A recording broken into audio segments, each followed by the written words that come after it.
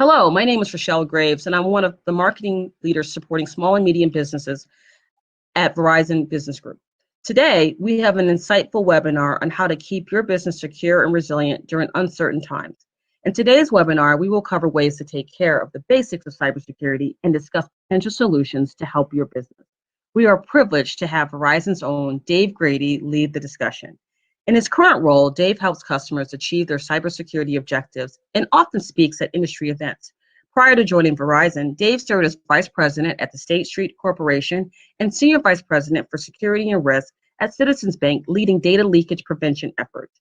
Before we turn it over to Dave, I want to remind our viewers that they can link to several valuable resources of information about cybersecurity for small businesses, and our links in attachments area. You will see a screen that will have links to the 2020 Verizon Data Breach Investigation Report, the Verizon Mobile Security Index Report, and a free risk assessment tool where you can use to start getting a better understanding of your company's risk profile. And now, without further ado, here's Dave Grady. Well, thank you for having me. So I want to talk today a little bit about the cybersecurity dynamics around the small, medium business space, which is a bit different from what we see in major, large enterprises, large global multinational companies. But I really want to stress the fact that small and medium businesses are not immune to cybersecurity attacks. And I don't mean to traffic in, fear and make you want to lose sleep over it, but it's important to recognize that the bad guys want to get into wherever they can get into. So they're always going to look for a place that has defenses that may be exploitable. And a lot of cyber criminals understand that small medium business may not have millions and millions of dollars to spend on cybersecurity. So they go around rattling those doorknobs to see which doors pop open and see what information they can steal. But you don't need me to tell you that having a small, medium business is incredibly stressful in and of itself without having to worry about cybersecurity. You've got to worry about your payroll. You've got to worry about your employees. You've got to worry about your customers. You've got to worry about COVID-19 and the ability to meet all your customer demands in this crazy new world that we live in. And then when it comes to IT or cybersecurity, that may be something that you don't have a full staff to do, or somebody wears multiple hats and they do that, or you outsource it and it's something that you hope and trust is going to work really well for you. But it's important to remember that cybersecurity does apply to small and medium business. Again, even if you don't recognize that the stuff that you have inside your computers is of interest and value to cyber criminals. And there's an old saying that, if you can't afford a cybersecurity, program or investment, then you can't afford a data breach. And the last thing you want to do is have a data breach, because the damage can be really lasting. When you find in the small and medium business space gets into a situation where they've had a major hack or data breach, a lot of things happen to them. There's a financial damage component to it. There could be fines. There could be a lot of cost involved in notifying customers that they've been breached. Legal and regulatory, you could literally get in trouble for not complying with certain laws or regulations around protecting data and privacy of people's information. There's lots of laws in the US and even in Europe about protection of data. And then if you are in certain industries where you have like payment card, regulations and standards, if you have a data breach there, you can find yourself in a world of trouble there. And then the reputational damage, which can really hurt. We see in our research, and we see in lots of articles and studies about cybercrime, that small medium businesses who suffer a data breach can really lose a lot of customers, a lot of customer faith, and many companies that have suffered a breach actually don't recover from that because they lose customers and they lose money. We do at Verizon something called the Data Breach Investigations Report every year, and the 2020 report just came out, and it provides a lot of information about the actual attacks that happen in the small and medium business space, as well as across multiple industries. So if you're in healthcare, if you're in manufacturing, if you're in retail, you can use this report, which is free, to get a really better handle on the things that are more likely to happen to you as a company when it comes to cybercrime than what could possibly happen. And that's a really important thing for you to think about, right? Because if you're worried about all the other things that keep you busy in your day-to-day, and then you have to worry about cybersecurity, you don't want to have to think about everything that could possibly happen in the world, because you hear about 1,000,001 different types of cybercrime. You need to know that the data shows, and the data shows from our research here in the Verizon Data Breach Investigation Report, that there's really 2 or 3 top things that are more likely to happen in this particular industry or in a particular size company. So let's look at some of these numbers here, right? So we looked at about 407 cybersecurity incidents 221 of them led to actual data disclosure. And in small and medium business, no matter what the industry you're in, web applications are really very risky. Meaning, if you have customer-facing web applications that are poorly secured, those are a foothold in for bad guys to get in and to steal credentials so they can log in, and then they can look and steal information about your customers, maybe their payment information, maybe competitive information, stuff that they can monetize. So as your company relies more and more on the web to service its customers, you really need to take a look at the security that goes all around that. You also need to look at malware and ransomware.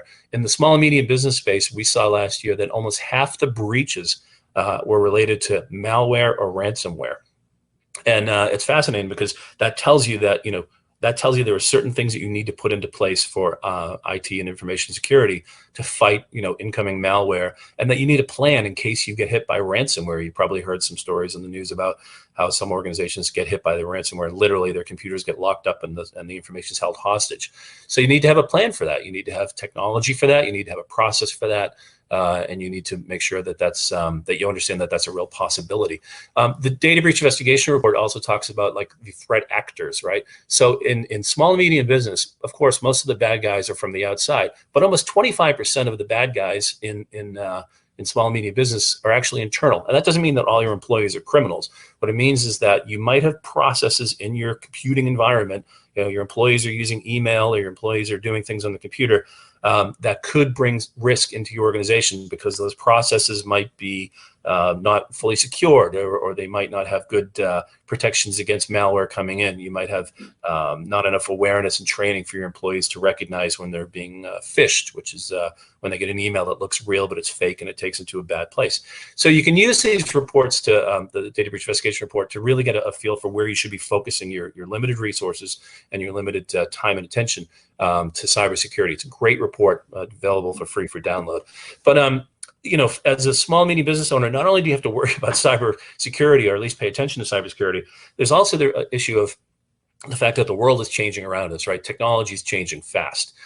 You hear a lot about these things, and some of your competitors might already be doing this, but the Internet of Things, it's all those devices that are connected to the internet that have sensors that you might be thinking about deploying in your small or medium business to collect information. It could be anything from refrigeration and surveillance equipment for security to other devices that are capturing information to help you make decisions. A lot of organizations, particularly in retail, are starting to look at virtual and augmented reality. And then, of course, intelligent video and even smart communities. These kind of technologies, 5G, all these whiz-bang things that we're hearing about, they're going to supercharge your business in the next year or two if they aren't already. And if you're not already experimenting or looking at these, you will inevitably. And there are security components, there's security ramifications to these.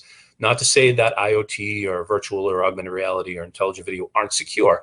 What I'm saying is that you need to become more conversant and understand what the security implications are as you inevitably embrace some of these new technologies that are going to be fueling business in the future. But it's very easy, as I said, if you're busy, just running the ship to get overwhelmed by information security. So what I really want to do is urge you to not get lost in the weeds. I want to urge you to think about 4 objectives, right? You always think about what your corporate objectives are, or your company objectives are, your organization's goals are to do these things, right? Service customers, delight your customers, or whatever, or make a certain amount of money every year. In security, you don't need to get into every last detail. You as a leader in your organization just need to press the people who are charged with the information security to prove that they are doing these 4 things, right? Do they have visibility into the risk that's facing your organization? Are you able to understand what, as I said earlier, the most likely things that are going to happen to you are, as opposed to the possible things? Do you understand how your employees potentially bring risk to the organization through the fact that they can send an email with a spreadsheet attached to their home email account because they want to work on it over the weekend because they think they're being a good employee, when in reality they're doing something that's dangerous? Do you understand that the risk of business partners who are connecting to your systems? Maybe you give a business partner or a vendor access to some systems. Do they have security controls in place? So do you understand the real visibility? You have visibility of that risk around you. Is your IT organization or is your security team or resources, are they protecting the attack surface? What that means is, are all the computers or all the endpoints or all the servers and all the telephones and everything that are connected to your network, which make up the quote unquote attack surface, are they secure? Are they protected? As more and more of us work from home and rely on our computers and our mobile devices and our tablets and such to run the business, particularly during this time of pandemic and lockdown, that attack surface is growing.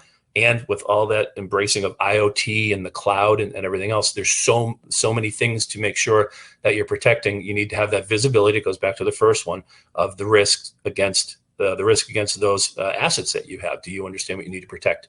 Are you able to detect and respond to attacks in a fast manner? And what that means is, we found out in our research that more than a quarter of organizations that have a data breach, they don't even know it until months or weeks, and sometimes even a year later. And the worst thing that can happen is that you have a customer come to your store or your office and tell you that they've been hacked through you and that you didn't even find it yourself. About 28% of organizations take months, weeks, or even a year to discover that they've been hacked. So do you have the ability to detect in a faster way? The way I think about it is, if someone broke into your house, you hope that you're not going to be home and that they're going to be gone in a minute. They're going to grab whatever they can and get out. Imagine somebody breaks into your house and they stay there for 8 months just looking around for things, and you can't see them out of the corner of your eye. That's why you need to accelerate that detection and have a response plan for that. And finally, if you do suffer a breach or a cyber attack or a ransomware attack, are you able to minimize the impact and quickly restore the operations? These are 4 fundamental security objectives that you need to be thinking about, and they can drive the investment and decision making that you do. But you don't have to get overwhelmed with security if you just keep your eye on these 4 things. I just want to stress that. Now, we talk a lot about resiliency, right? And you hear that word resiliency in 2019 and 2020 because particularly of COVID. But resiliency was always a cornerstone of an organization that's strong and secure. Resiliency means being able to bounce back and withstand the storm, right? Resilient organizations need to make sure that their VPN, which is that secure connection that they provide, they better be providing to the remote employees, is scalable. That as you add more people, it can stay as strong, right? That you can enable and allow all of your employees to connect securely to your network. A resilient organization has to defend against malware attacks. We saw that particularly in SMB space. It has to have those processes and technologies in place. And a resilient organization needs to enhance email and web security. It needs to make sure that the ransomware doesn't get in, and that the web applications that you're using aren't easily hacked, that you have 2-factor authentication, and that credentials aren't stolen, and that they're basically secure. As I said, resilient organizations need to have mobile devices really well managed. That means that if you have people doing critical business activities on mobile devices and they get lost, can you wipe them remotely? Can you find them?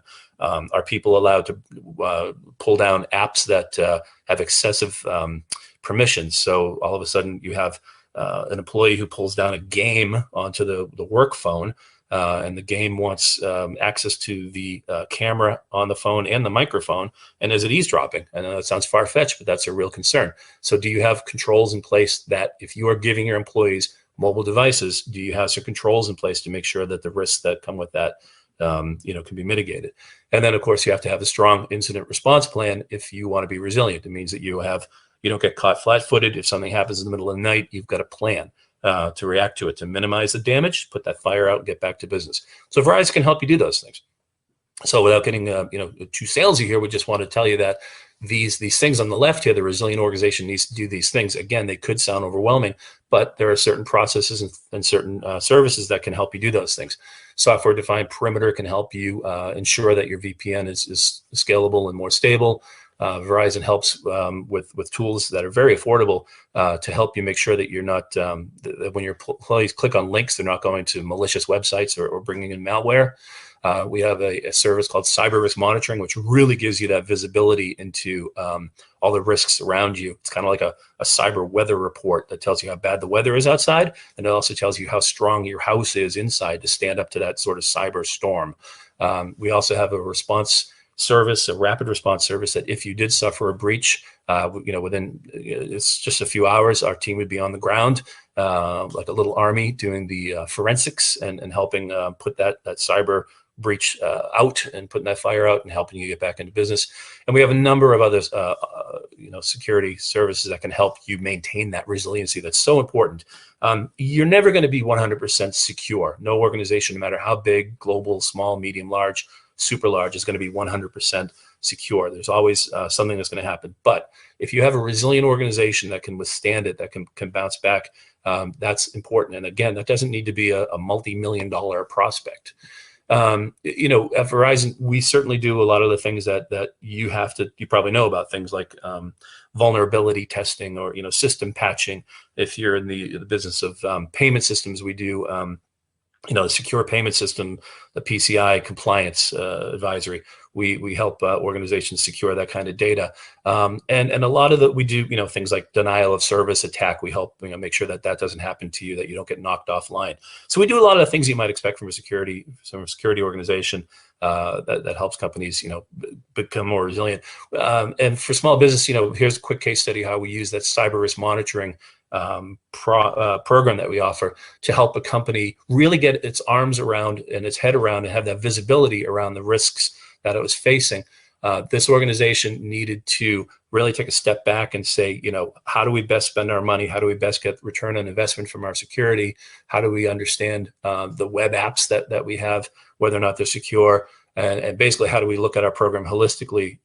And the cyber risk monitoring program that we offer was the way to get that. So, if you need to talk to us, please do. But we have a number of services that can help you be more resilient and help you, build sort of a roadmap for being a more secure organization, which is really so important.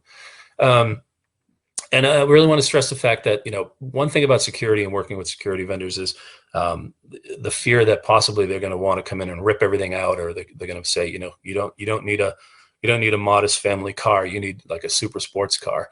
And the truth is that at Verizon, the way we work is we meet you where you are, as it were, on the cybersecurity journey. And what I mean by that is some organizations have, fairly robust or somewhat robust or medium-sized security programs, but they need help.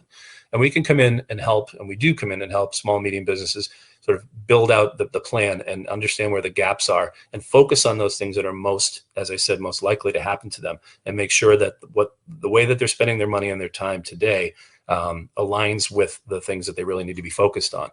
Some organizations are looking for help in putting in security tools and technologies, and we help a lot of organizations do that implementation, do that evaluation. Should I go with this vendor or that tool, and help integrate that into their systems? Some organizations, particularly large or medium-sized organizations, outsource. They ask us to maintain and manage, key elements of their cybersecurity program, which we do for a number of companies. Sometimes an organization says, this is more than we can do. It's very challenging to hire and maintain people in the security space these days, particularly in small and medium business. There is a global shortage of hundreds of thousands of open seats in cybersecurity. So, a lot of organizations are looking to outside vendors like Verizon to do the management and maintenance of their security programs. So we want to help you, find the program and the tools that are the right size for you and the right size for your needs.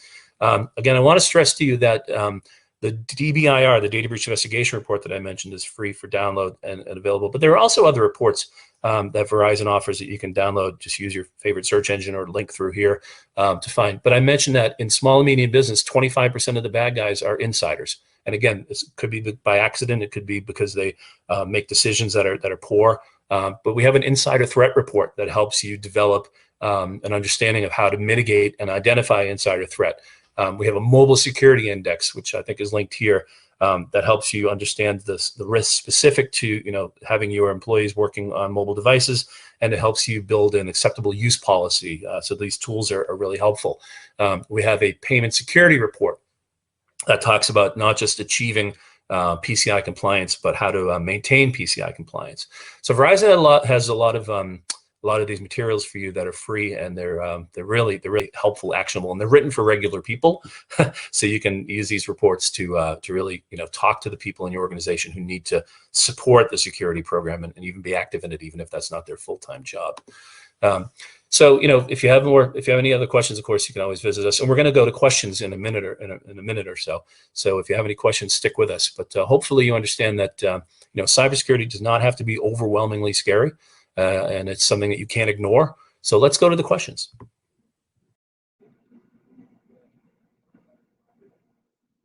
Okay, so just as a reminder, if you have questions, please type them in the chat. Looks like we had one question come in so far, Dave. Any more advice on mobile threats and how SMBs can better manage those threats? Yeah, as I mentioned in the presentation, the Mobile Security Index is a report that we just published earlier this year, and we actually put it together before the COVID emergency hit, but it's still quite relevant. In fact, it's more impactful because of the reality that we're in right now. Mobile security is really a multi-layered thing. It has to do with the devices themselves, right? Is the device secure? Is it connected in a secure way? It has to do with the person on the end of the device. Are they trained? Do they understand what's acceptable and how to use their device in a way that doesn't bring security in? The device also needs to make sure that the device doesn't have applications on it that maybe don't really need to be there. I mean, we hear about some of the big social platforms that maybe have excessive permissions. So does a application that has nothing to do with your work really need to be on a work phone, and does it really need access to your microphone? Does it really need access to your GPS device and the camera and such? You can have control there, and then also the sort of the network connection, just to make sure that the connection is there. But it's really about the training and awareness. So I highly recommend, if you're concerned about mobile security, to check out the Mobile Security Index from Verizon. Thank you. All right, another question came in. Is Google Drive safe for storing and accessing sensitive documents? For example, customers' information. Well, safe is a relative term, right? So any cloud-based storage system is going to be either as safe or as unsafe as the security controls that are around it. So I wouldn't want to single out Google Drive for being either safer or not safer than any other sort of drive that you can use. But the cloud security is critical. You see that in the data breach investigation report, that improperly secured cloud applications, and particularly Office, that's a lowercase o, Office applications that help for productivity and such, that come from the cloud, like Google Drive, are often the vector that allows cyber criminals to get in because of the poor controls. Not that the services themselves have poor controls, but it's on the person who's using those, to make sure that they have the proper controls in place. So safety is relative, but it all has to do with how much control you want to be able to have over that data. It's really on you. It's not on them. So another question came in. What do you recommend for password managers that are in supporting an SMB? I think it's worth looking at to do the cost-benefit analysis. Anecdotally, I remember going to my veterinarian a few months ago, and I looked right over the countertop, and I could see the user ID and password written on a Post-it note for the billing system. And I imagine, if I was a bad guy, I could go home and maybe zero up my account or something, right? So I actually spoke to them in the nicest way I could and said, I do security, and that's not a great practice. So it does beg the need for, small organizations can have a real challenge managing passwords. So I would definitely look into those and see if the cost benefit is there and really understand what the risk is. I would first, though, look at two-factor authentication as a way to better mitigate some of the risks that's associated with credentials, because credential theft, which often happens with password theft, is a real big problem in SMB for security. So look at putting two-factor authentication on applications first, and then look at the password managers. Great. Let's see. Another question that came in. What is the most important element of security for a very small business? Ooh, well, it's so hard to do just one, but a couple come to mind.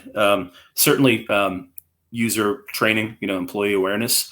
They are, the single most important sort of link in the chain of defense. Knowing that anything that they click on could potentially bring in some malware or ransomware. It doesn't mean that you have to train your employees to be incredibly paranoid. It just means that you have to have your employees understand that every time they touch and type or something, they have to be thinking about, to be mindful of what this is. Does this look right? Does this remind me of something I saw in my training? And also the sort of training that goes into an awareness that goes into, like, don't email the spreadsheet to your personal email account so you can work on it over the weekend. Explain to them that business processes are in place to secure the data so we can keep our jobs and not go out of business. So certainly that, but I also think that another really important one is that ability to detect. As I said earlier, that so many organizations don't have the ability to detect if they've been compromised, and a lot of damage can get done. And we need to look at what's available from the most cost-effective perspective to accelerate that detection. Excellent. So it looks like that's all the questions that came in. So I want to thank you again for joining us today and really encourage you to share this presentation with your colleagues and peers. Like many of the other webinars that we produce about security and other aspects of improving your small and medium business, this webinar is available on demand at Verizon's Bright Talk channel. And you can always reach out to us, as Dave mentioned earlier, on our .com platform, as well as reach out to your sales representative if you have one. So thank you again for attending, and we hope to see you soon in the future. Yeah, thanks for joining us.